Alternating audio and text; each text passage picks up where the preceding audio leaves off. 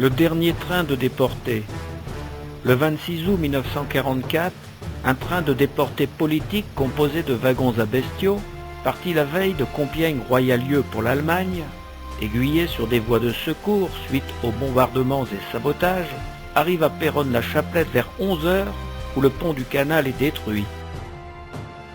Le train immobilisé et ne pouvant faire demi-tour, les déportés, environ 500, sévèrement gardés, traversent la ville et sont campés dans les pires conditions dans l'ancien camp de prisonniers désaffectés du Quinconce. D'un dénuement total, c'est grâce au réservoir d'eau du véhicule des pompiers venus dans le camp qu'ils peuvent enfin boire. L'avance américaine vers Péronne et anglaise vers Amiens étant des plus rapides, leurs gardiens préfèrent s'enfuir en catimini dans la nuit du 28 au 29 août. Surpris d'être libres, ils se répandent en ville dès le matin, où ils seront accueillis du mieux qu'ils peuvent par les Péronnais.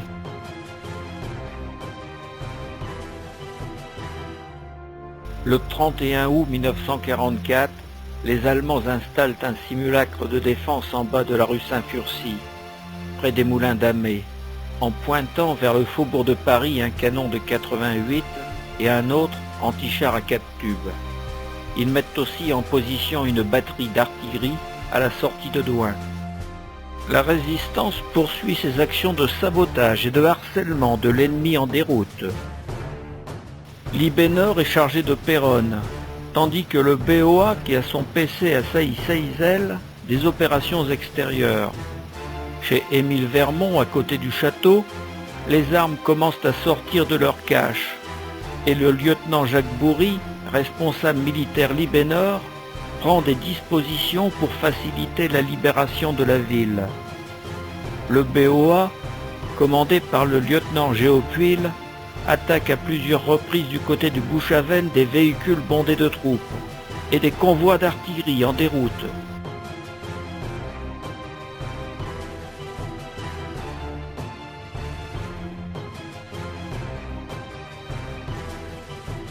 Le 1er septembre 1944, très tôt le matin, le quartier du château, près de la maison Vermont, est très animé.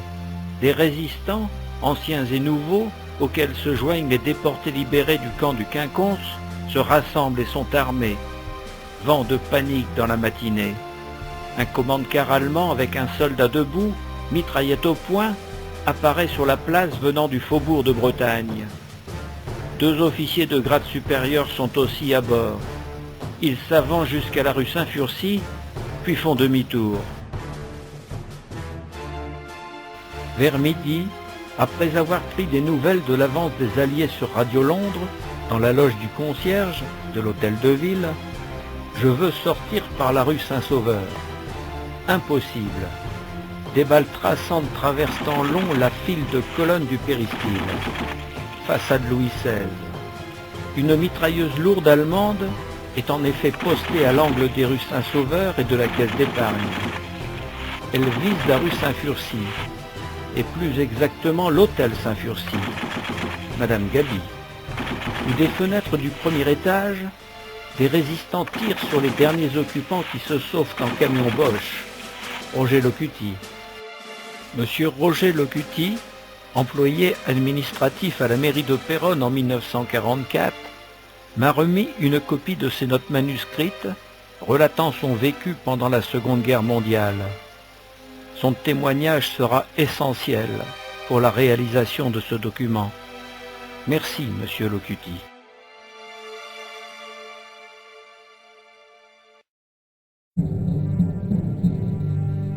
Une rumeur se répand bien vite.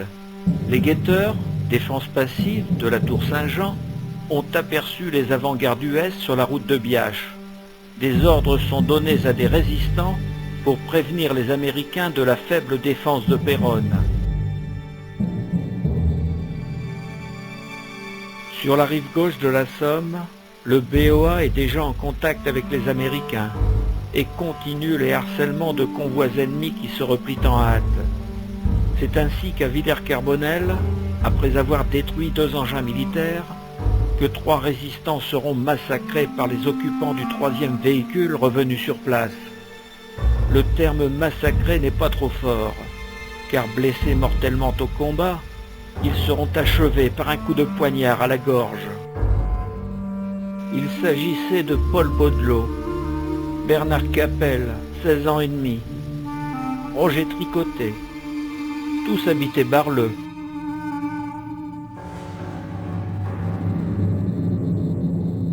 Contactés, les Américains veulent avant tout marquer une pause. Leur avance est plus rapide que prévu, ils doivent attendre le réapprovisionnement en carburant. Une avant-garde US se dirige tout de même vers Brie pour libérer les ponts tenus par les Allemands. Mais les défenseurs feront un mort chez les Américains, avant de faire sauter le pont et de s'enfuir.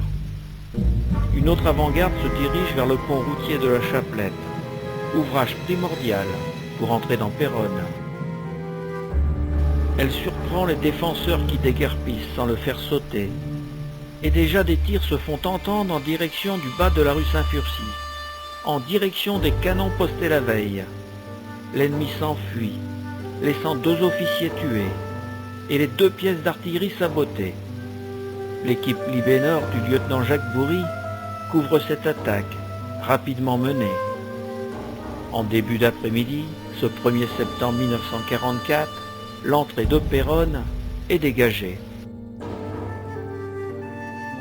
La batterie d'artillerie allemande postée à Douai tire sur les Américains qui sont toujours de l'autre côté de la Somme, du côté de Biache, et aussi des obus fusant sur Péronne, l'un d'eux tuant une jeune dame, Madame Boucher, avenue de la République. Les nombreux curieux postés en haut de la tour Saint-Jean redescendront très rapidement après l'explosion d'un des projectiles à proximité. Sans doute ont-ils été repérés par les Allemands. Les Américains ripostent alors, guidés par un curieux avion tournoyant au-dessus de Péronne et reconnu par certains pour être un Piper. Peut-être touché, il sera contraint de se poser en urgence sur une route vers Biache. Les avions de l'US Air Force sont appelés et parachèvent la destruction des canons.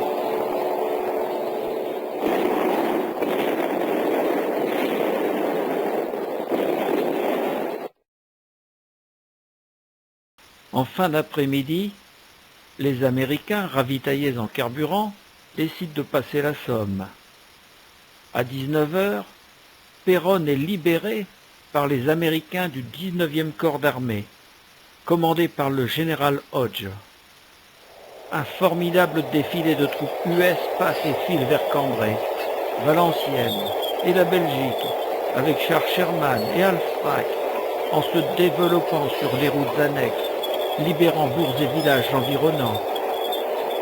À 19 h, ce 1er septembre 1944, les cloches de l'église Saint-Jean sonnent la volée des jours heureux, celui de la libération. Elles nous font oublier dans ce moment de liesse le tocsin lugubre des jours malheureux, comme celui du 3 septembre 1939, jour de la mobilisation. Au son des cloches, la population sort de ses caves ou abris pour rejoindre le centre-ville où une clameur joyeuse et indescriptible annonce le passage des libérateurs et la fin de l'oppression.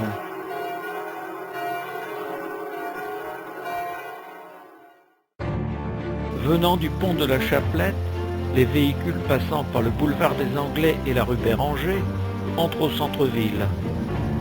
En haut de l'avenue Béranger, au carrefour de la Banque de France, la population se presse autour de la première Jeep entrant dans Péronne. 1er septembre 1944, char américain, en haut de la rue Béranger.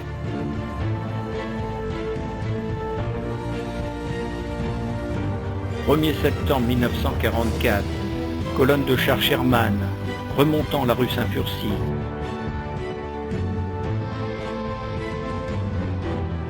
1er septembre 1944, premier char américain, passant devant le château.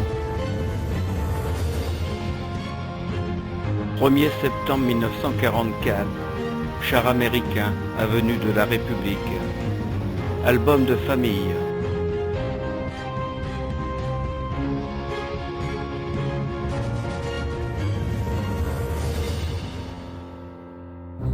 Au soir du 1er septembre et pendant la nuit, la résistance prend possession des bâtiments publics.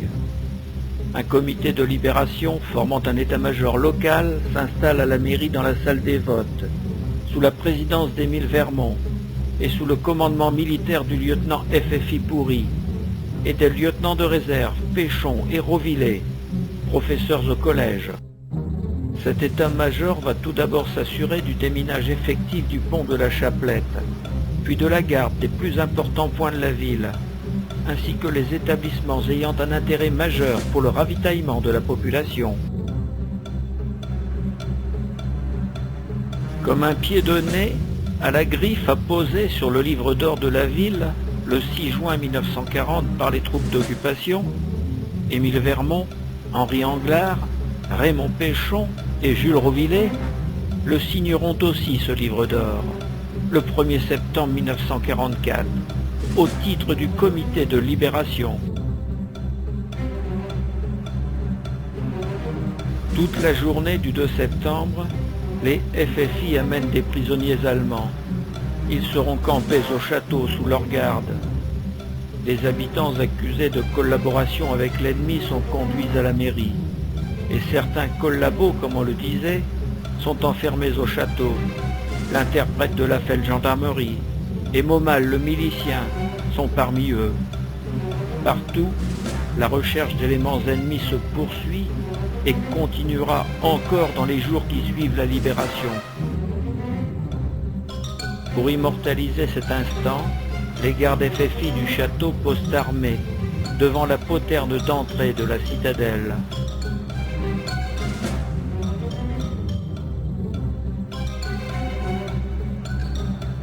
Arrivée d'un groupe de prisonniers allemands capturés du côté de Ytre.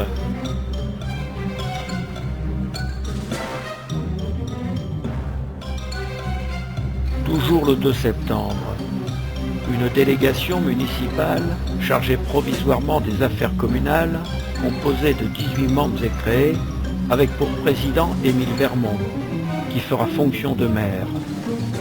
La première vice-présidence sera assurée par M. Henri Anglard, pharmacien, qui exercera quelque temps les fonctions de sous-préfet de Péronne en attendant la réorganisation préfectorale. Madame Suzanne Daudré, veuve de l'ancien maire mort au combat au début de la guerre, sera la seule femme de cette délégation. Dans la région, la résistance continue sa recherche d'éléments ennemis. Quelques-uns de ses membres seront tués. Claude Namuroy à Nesle, Serge Marchandise et Eugène Marat à Étalon. D'autres seront blessés. Carpentier, Victor Gans. Des Péronnais et des résistants devant l'hôtel de ville. Pêle-mêle. Et il manque des noms. Vanier, Warnet, Larue, Claire, Petit Homme, Philippe, Pouchin, Franqueville, etc. Ici, il manque beaucoup de noms.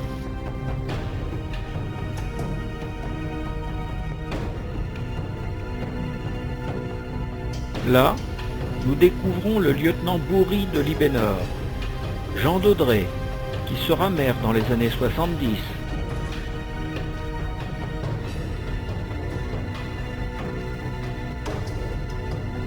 Canon détruit, en bas de la rue Saint-Furcy. Les Péronnais rassurés viennent observer en famille les engins de mort cassés près des moulins d'Amé. Bien sûr, chacun apporte son grain de sel, mais tous, unanimement, clament leur satisfaction.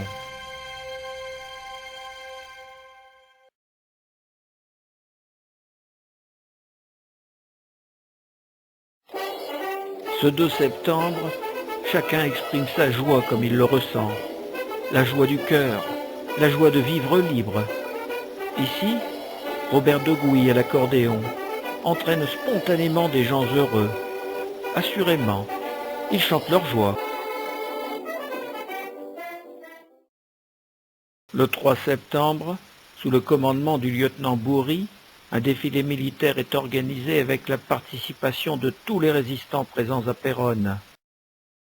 Une cérémonie a lieu au monument aux morts pour la France, où se rend la nouvelle délégation municipale, suivie des résistants, et toute la population. Les 400 à 500 déportés libérés sont là. Ils expriment leur ferveur patriotique avec dignité, clamant toute leur joie et donnant à cette cérémonie un caractère pathétique qui fige tous les assistants, en particulier lors de l'exécution de la Marseillaise par l'harmonie municipale, où le refrain fut repris en chœur avec chaleur. La cérémonie au monument aux morts pour la France terminée, les résistants défilent en ville. Nous reconnaîtrons entre autres le lieutenant Jacques Bourry, les lieutenants de réserve Raymond Péchon et Jules Rovillet, enseignants au collège. Georges Puil, père du lieutenant Géo Puil, et aussi Georges Aubert. En tête, Robert Poignant de Moilin.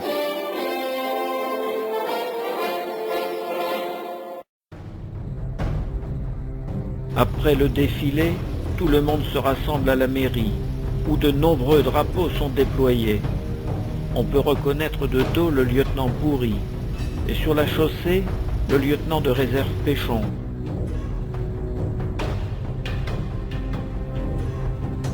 Seule une petite délégation du groupe BOA, conduite par le lieutenant Géo Puil, a pu venir à la cérémonie. Le gros du contingent est resté à Sailly-Saillisel. La guerre n'est pas terminée. Le plan Paul n'est pas levé. Sur cette photographie, on peut voir Géo Puil, André Clerc, Marcel Doué, Jacques Warnet et beaucoup d'autres.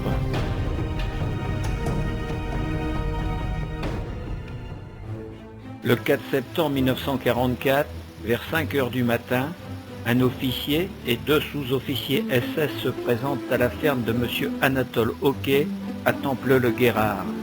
Une cinquantaine de soldats fatigués attendent dans la cour. Leurs chefs réclament à boire et à manger, prennent toutes les réserves alimentaires du fermier et l'obligent même à traire ses vaches. Après cela, la famille Hoquet se réfugie dans la cave où un système de dérivation du téléphone fonctionne. Les résistants sont ainsi prévenus. Le lieutenant Bourry, responsable militaire Libé-Nord, obtient l'appui d'une section d'infanterie US. Tous commencent les manœuvres d'encerclement vers 9h30. Un commando de reconnaissance commandé par le lieutenant Bourry et l'adjudant Guéant, avec 7 hommes, pénètre prudemment dans la ferme à la recherche des SS, qui peuvent très bien être partis. Arrivé dans la grange, Guéant veut voir et se trouve nez à nez avec un Allemand, revolver au poing, qui tire, le blessant en pleine poitrine. Les Fridolins sont là, surpris en plein sommeil, et c'est aussitôt un vacarme épouvantable, ça tire de tous les côtés. Les SS, placés en hauteur, sont avantagés. Les hommes du lieutenant Bourry se réfugient derrière des balles de paille pressées qui se trouvent dans la cour. Ils répliquent aux fusils mitrailleurs et lancent quelques grenades. La grange, où le fermier avait caché des bidons d'essence, prend feu. La bataille fait rage pendant 2 heures. Bilan des combats. Tous les SS seront neutralisés. 18 Allemands seront tués. 30 seront blessés, dont 8 mourront de leurs blessures. Et 10 seront faits prisonniers. Côté français, il y aura 2 morts. Élie Auvray de Roiselle et Henri Lefebvre de Péronne, qui décédera quelques jours plus tard. Seront blessés Bourry, Guéant, Latel, Bervillet, Coulon, FFI de l'Aisne, ainsi que d'autres venus d'Hargicourt, et qui repartiront sans se faire connaître. À l'issue des combats de Temple-le-Guérard, un prisonnier SS est exhibé par les Américains et promené dans le village. Un autre, désarmé et gravement blessé, sera massacré d'un coup de fusil par un habitant d'une commune voisine. Acte triste, sans honneur et inadmissible. Un camion arrive enfin, emportant prisonniers et blessés. Le bilan aurait pu être beaucoup plus lourd. Les SS étaient des combattants aguerris, puissamment armés, heureusement épuisés par des nuits de fuite sans sommeil.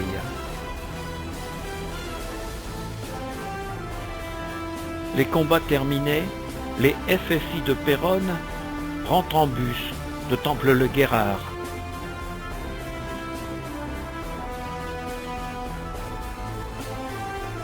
Les FFI, fiers de leur prise, exposent les SS à la population.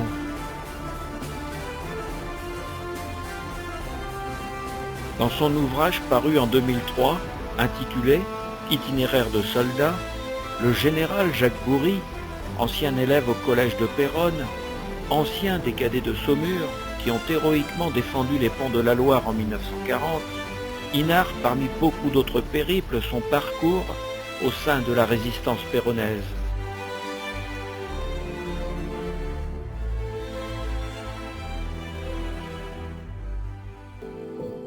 Devant la feldgendarmerie, située au 31 de la rue Saint-Sauveur, à la Libération, une potence sera érigée à son entrée, symbolisant la pendaison d'un feldgendarme, tant haï par les résistants.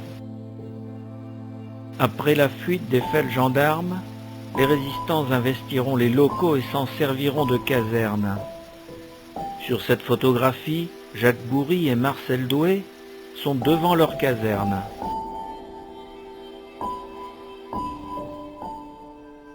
Le 11 novembre 1944 est célébré à Péronne comme il se doit, dans l'ordre et la dignité. Mais ce 11 novembre 1944 a un goût amer. La guerre n'est pas terminée en Europe, ni même en France. Les Allemands sont à Belfort, Strasbourg, Lorient, Royan. Les prisonniers de guerre français sont toujours en Allemagne, et les restrictions de toutes sortes ne peuvent être levées. En cortège, précédé par les autorités municipales, la compagnie autonome FFI se rend au monument aux morts pour la France.